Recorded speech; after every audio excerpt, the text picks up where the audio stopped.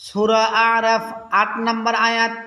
আল্লাহ রাব্বুল আলামিন বলেন, ওয়াল ওয়াজনু ইয়াউমাইযিনিল হক, আর সেদিন পরিমাপ হবে যথাযথ, সঠিকভাবে আমলনামা ওজন দেওয়া হবে।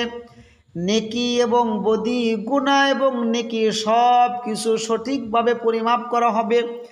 ফামান সাকুলাত মাওয়াজিনু, যাহাদের পাল্লা ভারী হয়ে যাবে, নেকির পাল্লা যাহাদের ভারী হয়ে যাবে, আল্লাহ রাব্বুল আলামিন বলেন ফাউলাইকা হুমুল মুফলিহুন, তাহারাই সফল কাম হয়ে যাবে।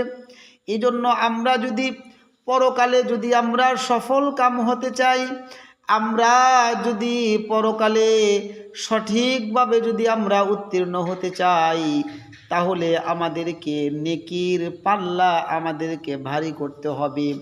মিজানের পাল্লা ভারী করার জন্য আমরা এই দোয়া, এই তাসবিহটা বেশি বেশি পড়ব। সুবহানাল্লাহি ওয়া বিহামদিহি সুবহানাল্লাহিল আযীম। এটা সহ আল্লাহ তাআলার ইবাদত বন্দেগী করব এবং আল্লাহ তাআলার কাছে আমরা কান্নাকাটি করব, আয় আল্লাহ রাব্বুল আলামিন, আমাদের মিজানের পাল্লা নেকি দ্বারা আপনি ভারী করিয়া দিন।